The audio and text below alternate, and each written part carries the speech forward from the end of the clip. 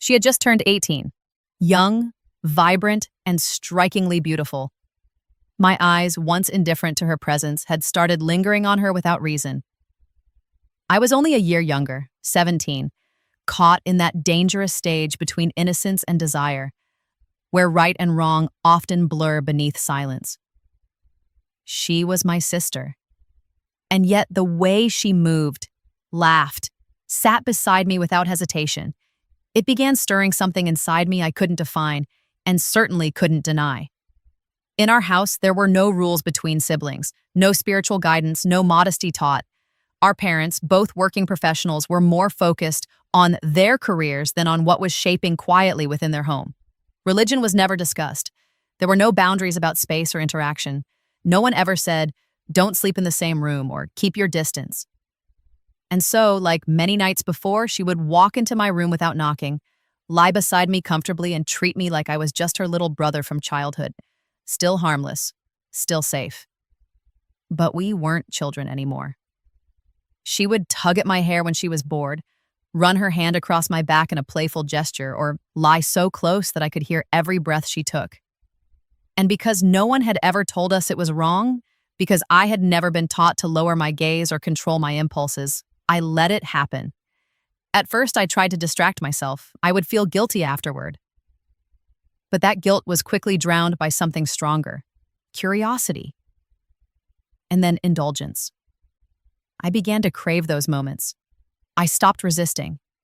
I would sit closer, let her rest her head on my lap, even ask her to massage my back just to feel the softness of her hands. She never hesitated. She was too innocent to read the signals I was sending, and I was too cowardly to confront what I had become. Our mother, unaware of what she was encouraging, would often say, "Take care of your brother, he must be tired." And my sister would smile and rush to fulfill the duty. We were a wealthy family, well-dressed, well-fed, and well-connected. Our house was big, our school prestigious, and our evenings filled with guests. Our mother had both male and female friends who visited regularly. She would chat freely, laugh loudly, even playfully hit their shoulders while joking. That's what we saw growing up, a freedom that crossed lines without question. And I absorbed it all, thinking that this was how modern, open-minded families functioned. That afternoon, she stepped out of the bathroom in a wet white dress that clung to her skin. Her shoulder-length hair was dripping, and the sun pouring through the window caught her in a glow. I stared for too long, and when she noticed, she looked back at me, not with anger or modesty, but with a curious smile. "You look really beautiful in white," I said casually. Her eyes lit up with joy, and thus, "Let's go out in the evening. It's been so long since we've gone anywhere." I nodded, hiding the storm that had just begun. She was thrilled at the idea of going out with me. Her joy was simple, genuine, completely unaware of the complexities that had begun to shape my thoughts. I looked at her excitement and felt an odd mix of guilt and satisfaction. Something inside me whispered that I could ask anything of her now. She trusted me entirely. That trust, once pure, now felt like a powerful tool I could misuse. I looked at her and said, "We'll go out this evening, but only if you do something for me first." She didn't hesitate. "Of course. What is it?" she asked eagerly, swinging her arm through mine. "Come to my room, I'll show you," I replied, my tone casual, but my intentions far from innocent. She followed me into the room, still smiling. I quietly locked the door behind us, not that she noticed. She sat on the edge of my bed, waiting. I picked up my expensive mobile phone and turned on the camera. She raised an eyebrow. "What are you doing?" "I just want to take some pictures," I said, trying to sound lighthearted. "You look really beautiful today. I want to keep this moment." Her smile returned. She had always enjoyed posing for pictures. Modeling had been one of her childish fantasies, striking poses in front of mirrors, copying actresses she saw on TV. So when I lifted the camera and asked her to sit, stand, tilt her head, turn slightly, she obeyed, laughing, posing like a professional. She didn't flinch when I asked her to lie back on the bed or drape her hair over the pillow. To her, it was a game. But for me, it was far from innocent. With every click, I captured more than a picture. I froze moments that weren't meant to be preserved. Her trust, her purity, her unawareness. I watched through the lens as my own sister, unaware of the direction things were heading, followed every cue I gave, smiling, posing, even adjusting her clothes when I asked. I convinced myself I wasn't doing anything wrong. I wasn't touching her. I wasn't saying anything obscene. I was just taking photos. Photos that I planned to use later, in my own private darkness, when temptation took hold. My conscience was screaming, but the voice was muffled beneath the weight of my desires. When I finally put the phone down, she clapped her hands and said, "Wasn't I good? Like a real model, right?" "You were perfect," I said, my voice low. And she believed me. That evening, we went out. I took her to the park, then to the shopping mall. I even bought her ice cream. She was carefree, joyful, playfully licking the corners of her mouth like a child. When some of it smeared across her lips, I reached over and wiped it with my finger. She laughed. I smiled, but inside me there was something darker growing, something that didn't laugh, didn't stop. She had no idea what I had saved in my phone, no idea what I had already lost inside. We returned home just before sunset. Our laughter still echoed in the hallway as we stepped inside, only to find our parents packing suitcases in the living room. Confused, I asked, "Where are you going?" My father smiled, zipping up his travel bag. "Your mother has an official tour, and I decided to accompany her. You two are grown up now, so we won't worry too much." My sister's face fell. "But you've never left us alone before. How can I sleep without you, Mama?" She said, her voice trembling. Our mother hugged her lovingly, kissed her forehead, and said, "You're not a child anymore. Learn to stay with your brother. He'll take care of you." Then she turned to me and added, "Let her sleep in your room until we return." I tried to hide the strange rush that surged through me. I smiled and nodded. "Don't worry, I'll look after everything." They left the next morning, handing us a generous amount of money before stepping out the door. It was the first time we were alone without any supervision. No parents, no rules, just us and the silence of an empty house. For a while, things felt normal. Sarah immersed herself in her school books. Her final exams were approaching. I stayed busy with college and friends, but as night fell, the atmosphere shifted. The house felt too quiet, too hollow. And when Sarah came into my room that night, she wasn't the same playful girl. She looked afraid. "I can't sleep alone," she whispered, her eyes wide with fear. "I always sleep next to Mama." I moved aside on my bed and handed her a pillow. "Then sleep here. You'll be fine."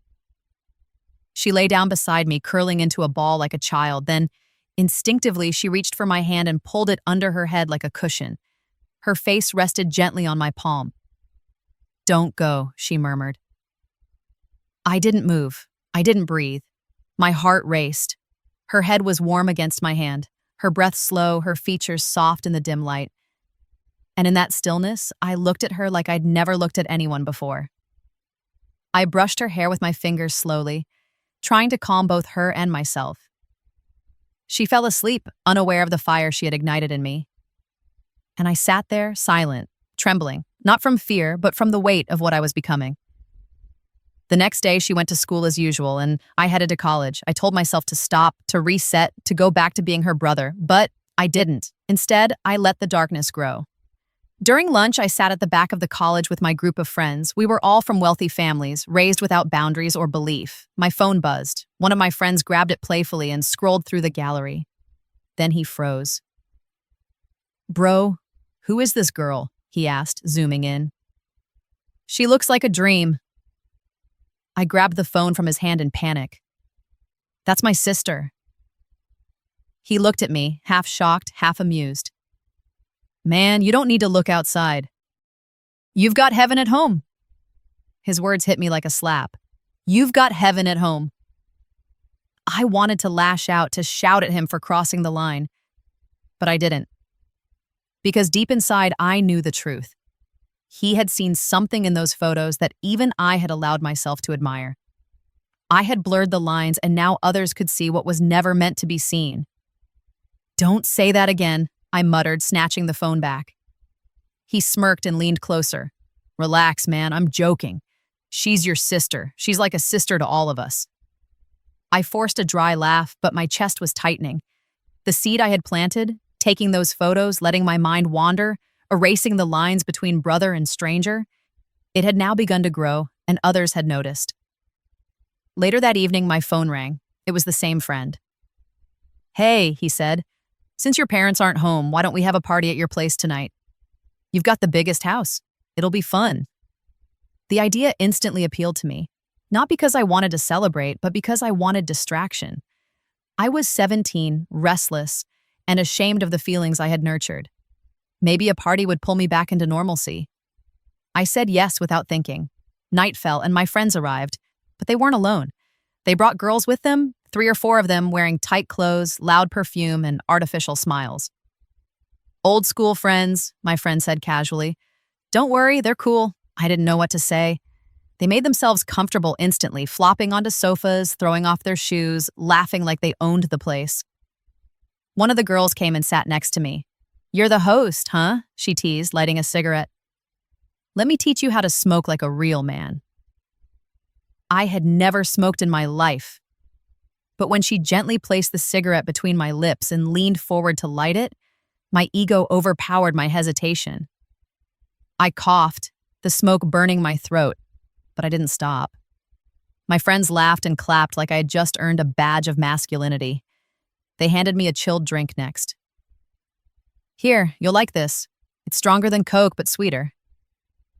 I took a sip and another. I didn't realize it was spiked. I didn't care. In the background, music played low and slow. The house was filled with people who looked like friends but behaved like predators.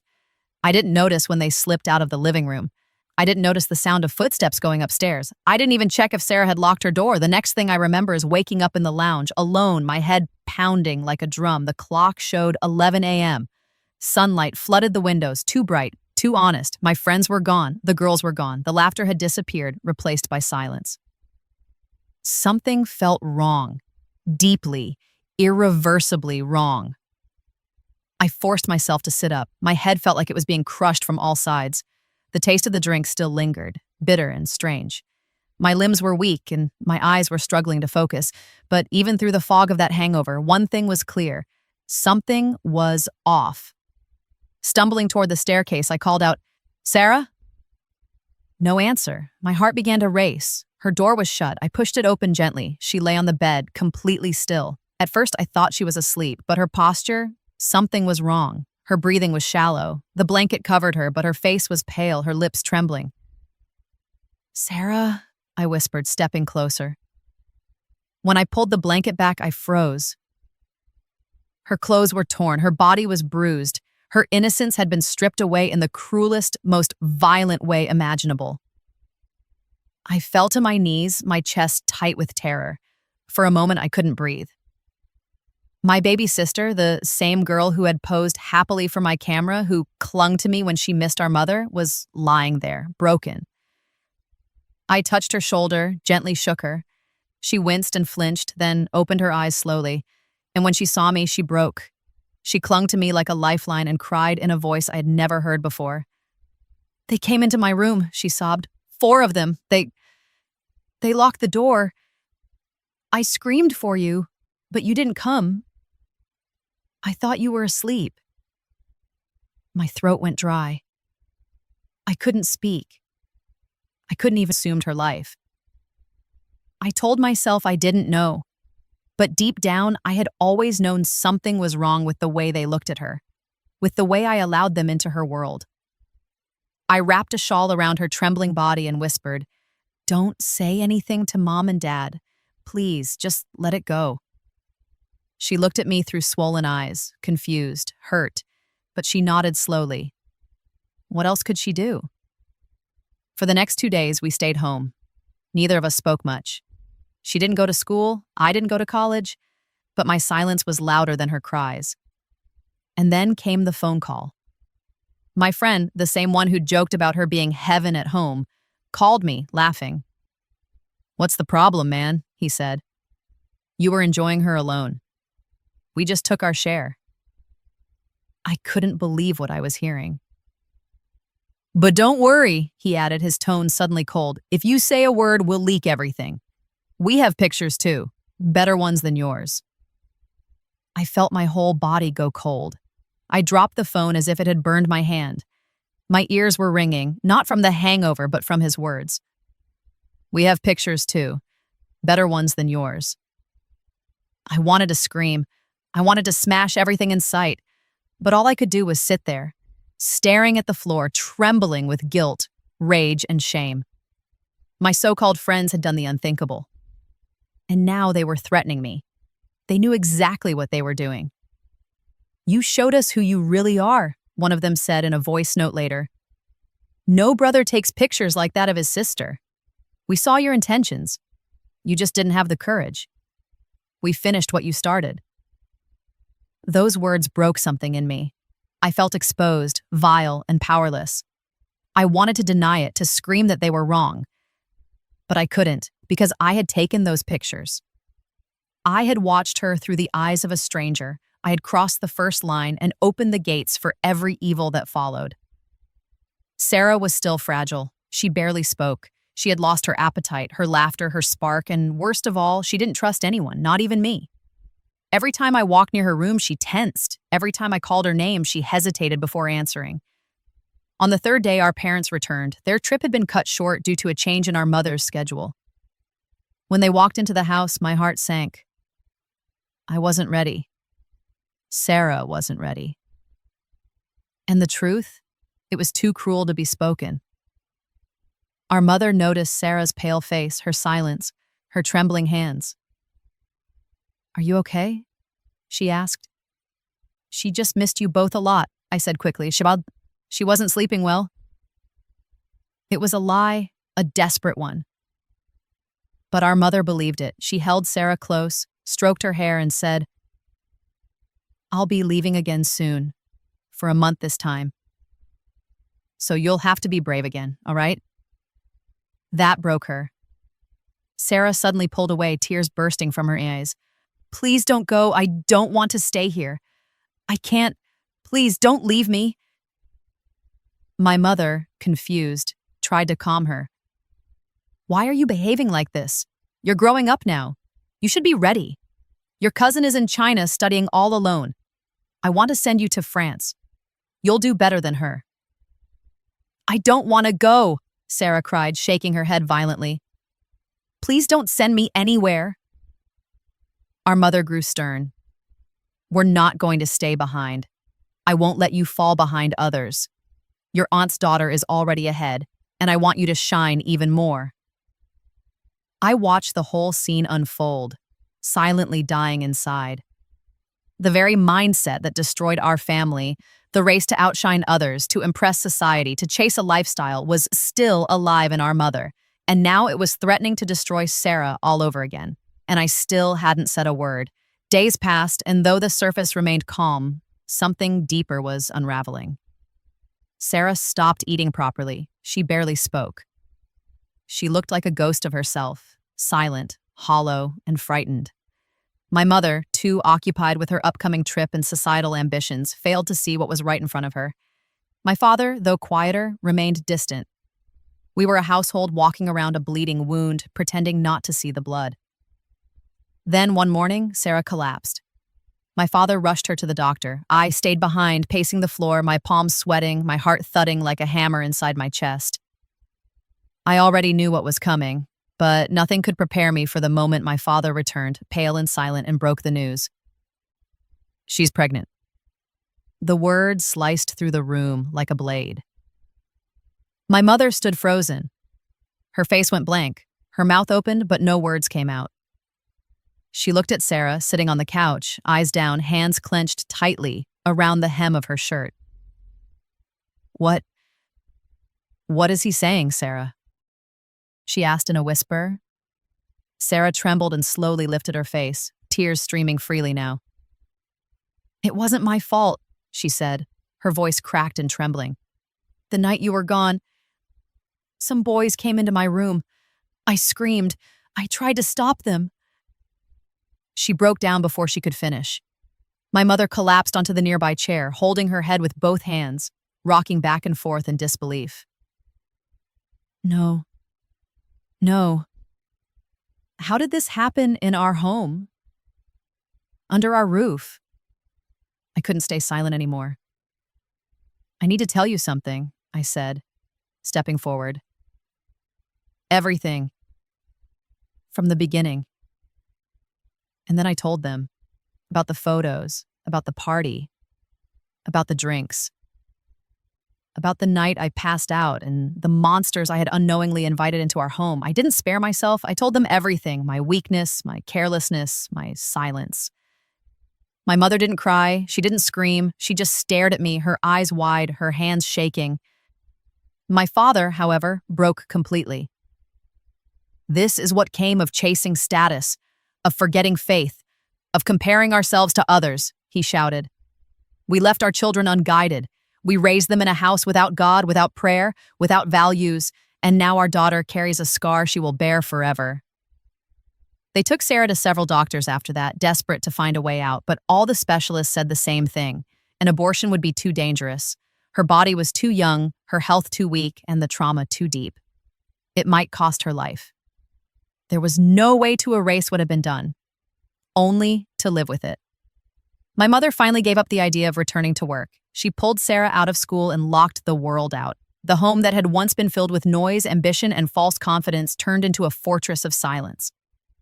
And I stopped looking into mirrors because the face staring back at me was one I no longer recognized. Days turned into weeks. Sarah stayed inside, rarely speaking, barely eating. The baby growing inside her became a painful symbol of everything we had lost, our values, our safety, our trust in each other.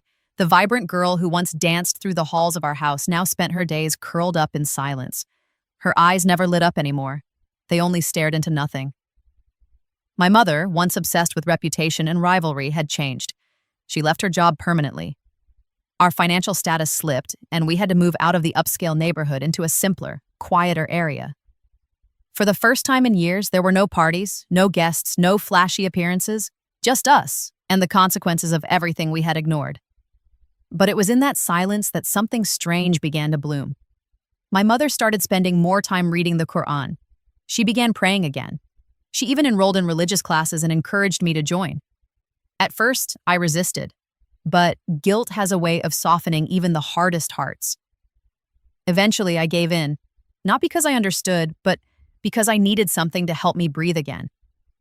Sarah, too, began recovering slowly. She was no longer locked away. She started walking around the house again, sitting with us, eating with us. She wore a scarf now, not out of pressure, but out of some quiet realization. We never talked about it. We didn't need to. When the baby was born, she was beautiful, so pure, so innocent. My mother arranged for our maid, who was childless, to raise her. The maid, overjoyed, promised never to reveal the child's origins. But Sarah, she cried when they took the baby away. Not because she didn't agree, but because her soul had bonded with her child. That pain never really left her. But something else entered our home after that day, something we hadn't felt in years. Stillness, modesty, prayer. It wasn't perfection, but it was the start of return. Our home had changed, but not just in appearance. The noise of ambition had quieted. The obsession with outshining others was gone. My mother, once driven by competition with her siblings and social image, now spent her mornings in prayer and her evenings teaching us what she had learned about faith. She no longer measured success by who got into a foreign university or who threw the biggest party. She measured it by peace, and whether our hearts were finally awake. Sarah returned to school, though a different one. She dressed modestly, sat quietly in class, and kept to herself. No one knew her past, no one saw the scars she carried, but inside she was no longer that carefree, reckless girl. She had been reborn through pain, shaped by silence. And though she missed the baby she never got to raise, she found purpose in learning and in turning toward God. I, too, changed. I deleted every photo, every app, every connection to my former life. I stopped going out with old friends. I started going to the mosque. The boy who once lost himself in forbidden thoughts was now trying to rebuild from nothing. I was no longer chasing forgiveness from others. I was begging for it from Allah. Then one afternoon, my mother received news that shattered her. Her niece, the very cousin she once pushed Sarah to compete with, had married a Chinese man abroad. He wasn't Muslim. She refused to return. Her parents were devastated, and in that moment, my mother broke down in tears. All this time, I thought we were falling behind, she whispered. But we were chasing destruction, and I nearly pushed my daughter into the same fire. That day, she taught us something without a lecture or a book. She taught us that dignity doesn't come from the world's applause. It comes from protecting your soul. And we had finally begun to understand. Time moved forward, but the past never completely faded. Sarah lived each day with quiet strength, her pain buried beneath a layer of calm that only those closest to her could see. My parents never spoke of what happened again, but the guilt in their eyes never truly left. We all bore the weight of silence, not as denial, but as a reminder of how fragile innocence is when no one guards it. Our home had become a different place. No more loud music, no strange visitors, no race to impress anyone. The television stayed off more than on. The prayer mats were never folded. The Quran rested open on the table, not just as a symbol, but as a lifeline. My mother once believed success meant keeping up with society, hosting modern events, and sending children abroad. Now she understood that raising children with discipline, boundaries, and faith was the true accomplishment. She became softer, more present. She spoke less, but listened more. And for the first time, she knew her children, not just their names, but their souls. Sarah continued her studies, but with different goals now. She wanted to help girls like herself, girls whose voices were buried by shame, girls who had no one to protect them. She began writing anonymously, sharing her story with careful words and powerful honesty. Her writing touched lives she never met. As for me, I lived with regret, but not without purpose. I became fiercely protective of my sister, not from guilt alone, but from transformation. I started leading youth groups, teaching boys the lessons I had learned too late about limits, respect, and how love without discipline becomes destruction. We were no longer the same family, but we were finally whole. Now, whenever I see two siblings lying side by side, laughing without fear, I remember the verse. When your child turns 7, teach him prayer. When he turns 10, separate his bed. We had dismissed that wisdom once as outdated, but now we understood. Those ancient words were never meant to control us. They were sent to protect us, and we had learned it the hardest way.